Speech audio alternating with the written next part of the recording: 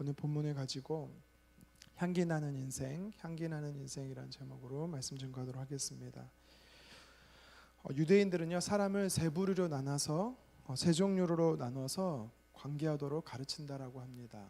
병, 약, 밥 이렇게 세 종류로 나누는데요. 첫 번째가 병과 같은 사람입니다. 병이 사람에게 고통을 가져다 주고 심하면 죽게 하는 것처럼 질병과 같은 사람이 있어서 가급적 피하라는 것입니다. 두 번째는 약과 같은 사람입니다.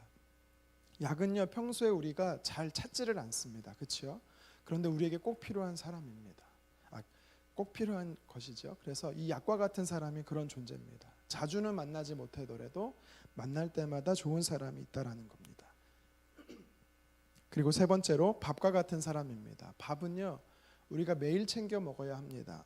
그래야 힘을 얻고 건강할 수 있는 것이지요. 그래서 만날 때마다 힘을 얻고 도움을 받는 사람이 바로 꼭 필요한 사람이 밥과 같은 존재입니다. 여러분들 주위에는 이 병, 약, 밥 세 종류의 사람 중에 어떤 부류의 사람들이 많이 있습니까? 저 여러분들 주위에는 이 밥과 같은 사람이 늘 많아서 서로에게 힘과 또 도움을 얻는 일들이 많았으면 좋겠습니다. 우리 영혼어른의 모든 성도님들이 또한 이 밥과 같은 사람이 되기를 간절히 소망합니다. 그리고 우리나라에는 이 내면 세계의 질서와 영적 성장이라는 이 IBP에서 나온 책의 저자로 잘 알려진 이 미국의 고든 맥도날드 목사님이 있습니다. 이분이 쓰신 다른 책 중에 영적인 열정을 회복하라는 책이 있는데, 이 책에서는 사람을 크게 두 종류로 나눕니다. 함께 있어서 기쁨이 되는 존재라고 첫 번째 부류를 나누는데요, 서로 마음이 통하고 마음을 주고받을 수 있는 관계를 말합니다. 반대로 또 하나의 부류 사람을 떠남으로 기쁨이 되는 사람이 있다라고 이야기합니다. 다른 말로 말하면 피하고 싶은 사람인 거죠. 가시 같은 이 말과 행동 때문에 자꾸 내가 찔리기 때문에 아파지는 겁니다. 그래서 가시에 찔리지 않기 위해서 이리저리 피하지요. 여러분들은 어떤 부류, 이 두 부류 중에 어떤 부류입니까? 다른 사람에게 기쁨을 주는 존재입니까? 아니면 다른 사람에게 가시와 같은 사람입니까? 오늘 본문에도 두 종류의 사람이 등장하지요. 첫 번째는 15절에 부겔로와 허모게네와 같은 존재의 사람들입니다. 이 두 사람이 바울과 어떤 관계였는지는 오늘 말씀, 우리가 기록된 오늘 말씀 가지고밖에 우리가 이 사람들에 대해서 알 수는 없습니다. 정보가 없기 때문에. 그래서 오늘 15절의 말씀을 가지고 우리가 추론해 볼 수가 있는데요, 디모데후서는 바울이 인생에서 가장 마지막 순간에 쓴 책이지요. 저서입니다. 또 죄인의 신분으로 감옥에 갇혔을 때 기록한 말씀입니다. 그래서 이것을 통해서 우리가 알 수 있는 게 뭐냐면, 소아시아 지역 중심으로 이 바울이 편지를 이렇게 보낼 때 보면 한 가지 바울에 대한 좋지 않은 소문이 있었습니다. 그것이 뭐냐면, 바울의 사도됨을 사람들이 인정하지 않는 것입니다. 정말 사도라면 어떻게 감옥에 갇혀 있을 수 있냐라는 거죠. 하나님께서 기름 부으신 사람이라면 그럴 수가 없다라는 이야기가 이 소아시아 지역에 좋지 않은 소문으로 있었습니다. 그는 복음을 위해서 전하다가 갇혔음에도 불구하고 이런 소문이 소아시아 지역에 있었습니다. 그래서 바울은 이 소아시아 교회의 지도자들에게 로마로 와서 자신을 좀 변론해 줄 것에 대해서 요청을 했지만, 대부분의 교회의 지도자들은 어느 누구도 바울을 도와주려고 하지 않았다라는 것을 우리는 알 수 있습니다. 자, 15절 말씀으로 다시 한번 읽어보도록 하겠습니다. 아시아에 있는 모든 사람이 나를 버린 이 일을 내가 아나니 그 중에는 부겔로와 허모게네도 있느니라. 아멘. 물론 이 소아시아의 교회에 있는 모든 사람이 바울을 버리진 않았을 것입니다. 그럼에도 불구하고 바울은 이렇게 강한 어조로 말씀을 기록하고 있을 정도로 굉장히 상처받고 섭섭했던 것을 알 수가 있는 거죠.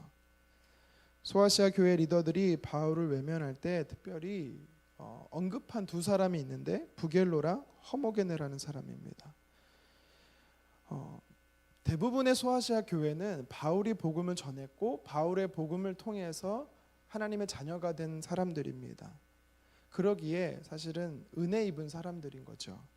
하지만 바울을 도우려고 하는 사람이 아무도 없었습니다. 근데 특별히 이 두 사람을 왜 기록했을까? 학자들이 말하기를 사도 바울을 돕고자 하는 소아시아 교회에 무리들이 있었는데 어쩌면 이 두 사람이 앞서서 나서서 바울을 도울 것을 돕지 않도록 방해했다라고 학자들은 이야기를 합니다. 사도 바울은 힘들고 외로울 때 누군가의 도움이 절실히 필요할 때였습니다. 이것은 사도 바울에게 있어서 큰 서운함일 거고 배신감일 것입니다. 그리고 은혜를 저버린 배은망덕한 모습인 거죠. 하지만 바울은 계속해서 두 번째 부류의 사람을 오늘 말씀에 등장시킵니다. 그게 누굽니까? 16절에 오네시보로입니다. 이 네 구절의 짧은 말씀에 16절과 18절에 두 번에 걸쳐서 바울은 오네시보를 위해서요 기도하는 복을 비는 기도를 하고 있습니다. 16절 상반절에 보니까 원하건대 주께서 오네시보로의 집에 긍휼을 베푸시옵소서. 또 18절 상반절에 보면 원하건대 주께서 그로 하여금 그날의 주의 긍휼을 입게 하여 주시옵소서. 바울은 이 두 번이나 오네시보로란 사람을 위해 기도하고 있는 것을 볼 수가 있지요. 이 앞서 소개했던 두 사람을 생각하면 바울의 마음이 많이 서운했습니다. 상했습니다. 하지만 오네시보로를 생각하면 그의 가슴이 뭉클해지는 위로를 얻는 것을 볼 수가 있지요. 이렇게 오네시보로란 사람을 위해 기도한 이유가 무엇이었을까요? 16절과 17절에 보면 두 가지 이유가 나옵니다. 16절 하반절에 바울 자신이 로마에 갇혀 있을 때 자신을 부끄러워하지 않고 감옥에 갇혀 있는 자신을 직접 찾아와 격려해 주었기 때문입니다. 또 17절에 보면 부지런히 찾아와 만났다라고 이야기를 합니다. 바로 이 오네시보라는 사람이 제가 앞서서 설명했던 함께함으로 기쁨을 주는 사람이었고 또 밥과 같은 사람이었다라는 것이지요. 아무리 위대한 사도 바울이라 할지라도 그도 저와 여러분과 같은 성정의 사람입니다. 똑같은 성품의 사람인 거지요. 감옥에 오래 갇혀 있으면 외로움을 느끼는 사람인 것입니다. 또 바울은 노년의 인생의 말년이었기 때문에 그는요 사람이 참 그리웠을 것입니다. 외로웠을 것입니다. 얼마나 외로웠는지 디모데후서 4장 9절에 보면 이 믿음의 아들 디모데에게 너는 어서 속히 내게 오라 라고 간곡히 부탁할 정도였습니다. 그러는 상황 가운데 이 오네시보라는 사람이 스스로 자발적으로 자신을 찾아온 것이 바울에게서는 큰 위로인 거죠. 에베소 지역에서 로마까지는요 상당히 거리가 있습니다.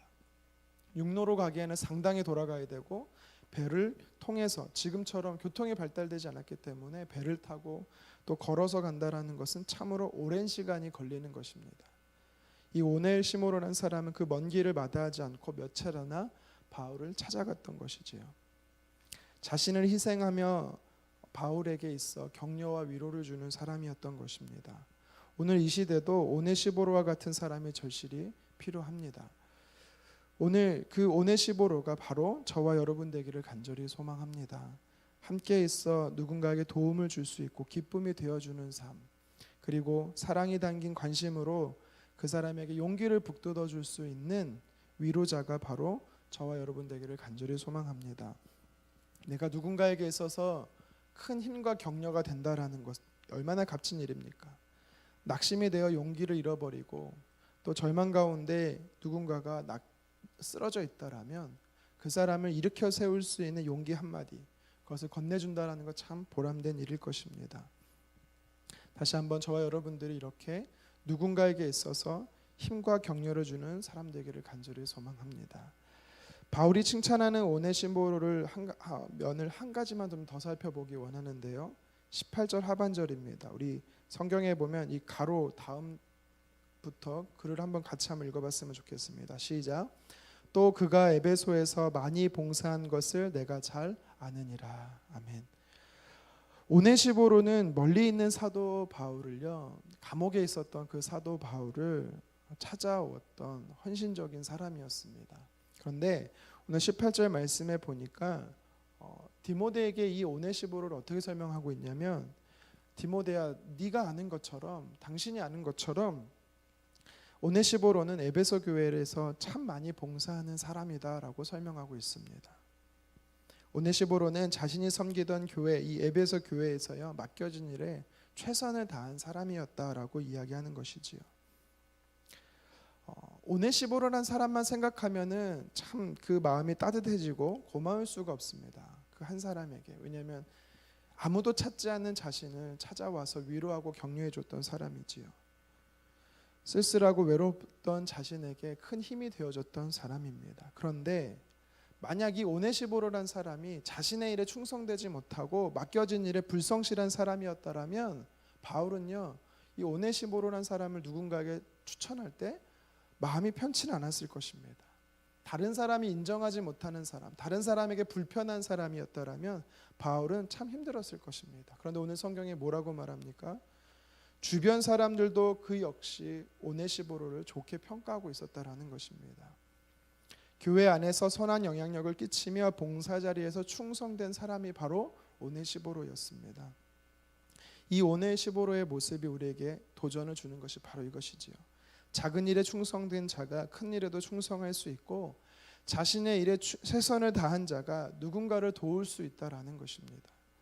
빌립보서 이 옥중 서신 중에 하나로서요. 비슷한 시기에 기록된 이 빌립보서에도 보면 2장 4절에 바울이 이렇게 기록합니다.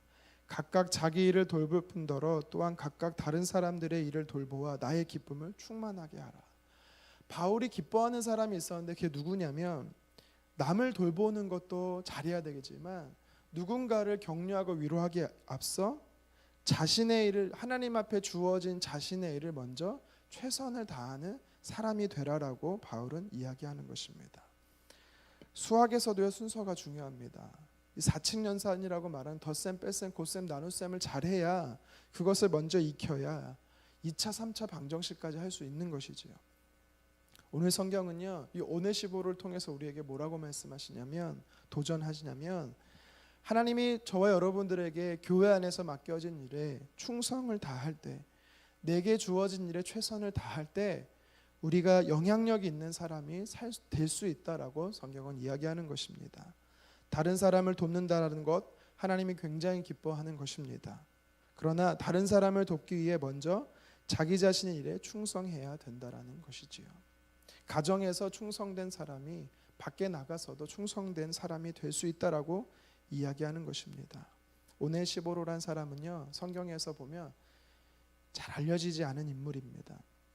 어떻게 보면 에베소 교회 안에 그저 평범한 한 성도에 불과합니다. 그런데도 사도 바울은 죽음이 임박한 이 마지막 순간에 에베소 교회를 생각할 때 가장 먼저 떠오르는 사람이 디모데뿐만 아니라 이 오네시보로라는 사람이었습니다. 자신의 일에 최선을 다하면서 연로한 몸으로 감옥에 갇혀있던 자신을 찾아와 격려해 주었던 참된 신앙인의 모습으로 바울은 기억하고 있습니다. 이 오네시보로를 보면 말씀을 통해 볼 때 진짜 신앙인의 모습이 무엇인지 알 수 있는 것입니다. 진짜 신앙인의 향기 나는 모습인 것이지요. 저와 여러분들이 오늘 하루 이 오네시보로의 모습이 되었으면 좋겠습니다. 내게 주어진 일에 충성하며 몸된 교회에 봉사하고 그것을 넘어서 힘들고 어렵고 외롭게 살아가는 사람들에게 기쁨을 전해주는 향기 나는 인생 되기를 주님의 이름으로 축원합니다. 기도하겠습니다.